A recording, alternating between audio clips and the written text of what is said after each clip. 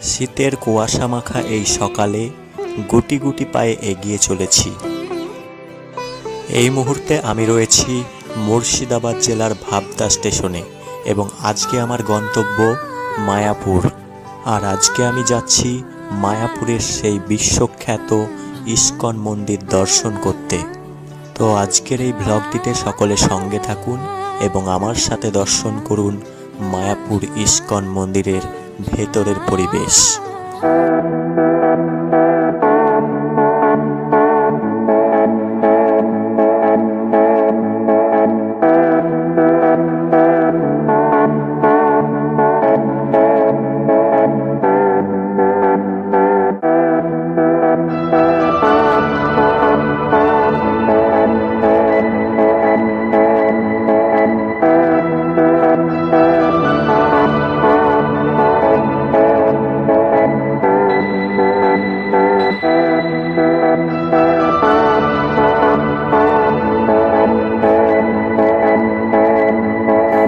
Train থেকে ধুবুলিয়া স্টেশনে নেমে টোটোয় করে বাস স্ট্যান্ডের দিকে রওনা দিলাম মায়াপুরের বাস ধরার জন্য।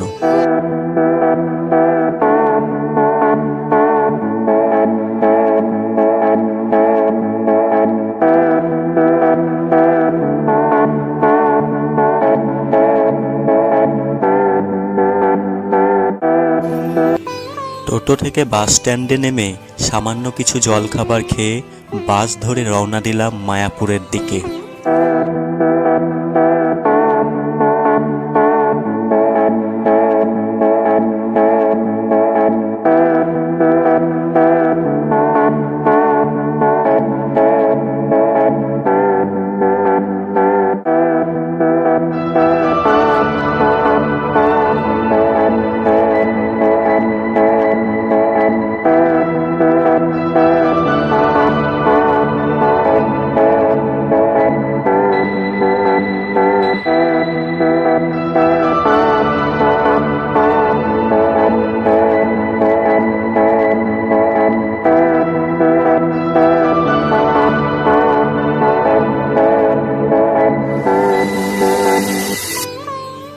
অবশেষে দীর্ঘক্ষণ প্রতীক্ষার পর এসে পৌঁছালাম মায়াপুর মন্দিরের প্রবেশদ্বার সম্মুখে।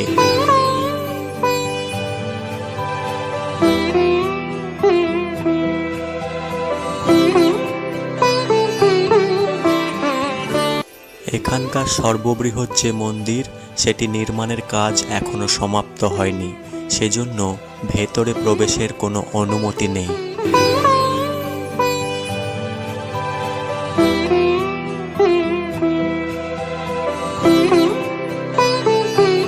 দুপুরের খাওয়া দাওয়ার জন্য মন্দিরের সম্মুখে যে স্টল ছিল সেখান থেকে কুপন সংগ্রহ করলাম। এখানকার ইস্কন মন্দির সহ অন্যান্য মন্দিরগুলোর ভেতরে ভিডিও বানানো নিষেধ, তাই আসুন দেখে নিই এখানকার বাইরের পরিবেশগুলি। মন্দির সংলগ্ন আশেপাশের ফাঁকা জায়গাগুলিতে হরেক রকম রকমারি খেলনার ও জিনিসপত্রের দোকানপাট বসেছে।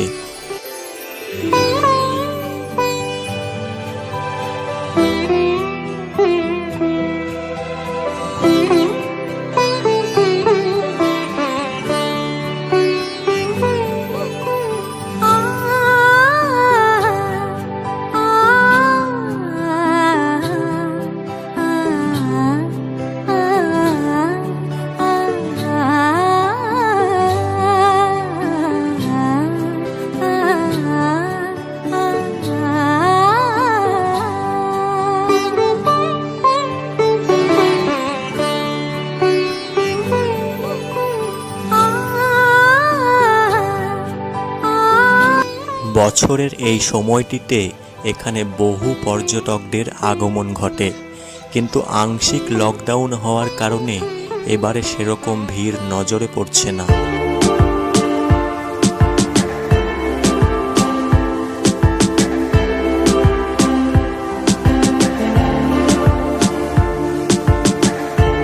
ভক্তিমূলক অনুষ্ঠান দেখার জন্য এখানে একটি থিয়েটার রয়েছে।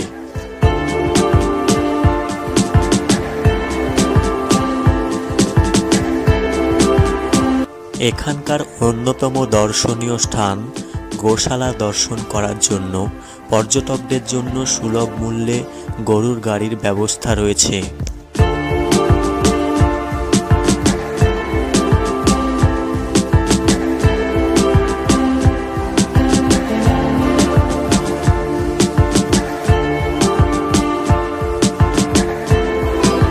পাঁচ মিনিট পায়ে হেঁটে অবশেষে গোশালার সম্মুখভাগে এসে উপস্থিত হয়েছি।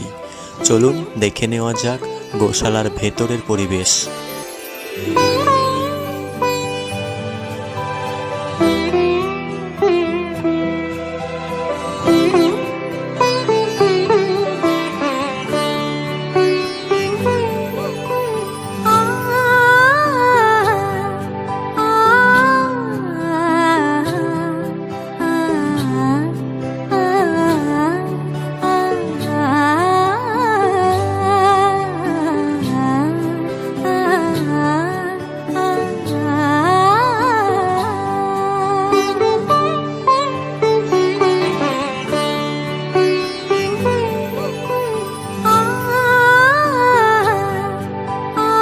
গোশালার মধ্যেই রয়েছে গরুর দুগ্ধজাত বিভিন্ন খাবারের দোকান।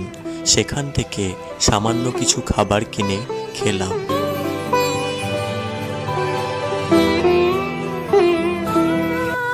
ইস্কন মন্দিরের পাশেই কিছুটা জায়গা জুড়ে বসেছে গীতা মেলা।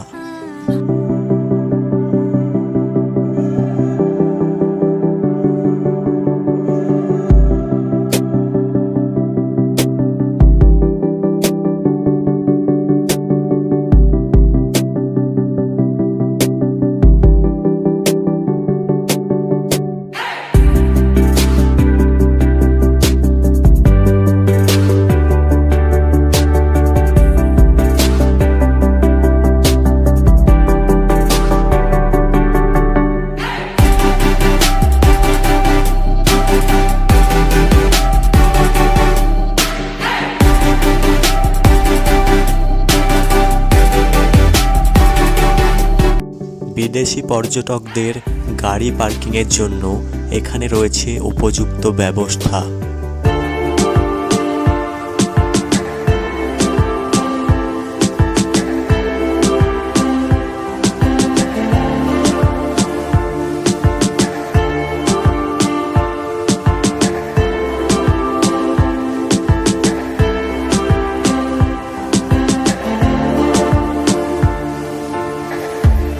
মন্দিরের আশেপাশের পরিবেশে রয়েছে সুন্দর বাগান এবং অনেক ফুলের গাছ।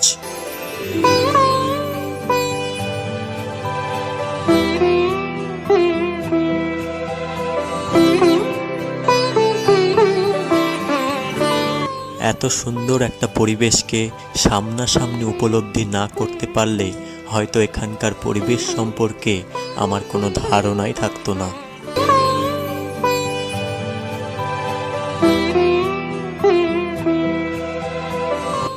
আমার সংগ্রহ করা সেই কুপনের সময়সীমা পেরোবার আগেই লাইনে দাঁড়িয়ে উপযুক্ত কক্ষে প্রসাদ গ্রহণ করলাম।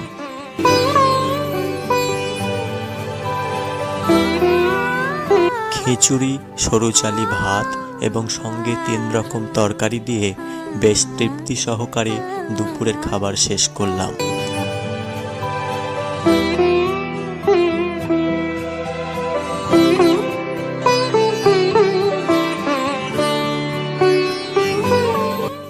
এরকম একটা পরিবেশের মাঝে কিভাবে যে সারা দিনটা কেটে গেল বুঝতেই পারলাম না।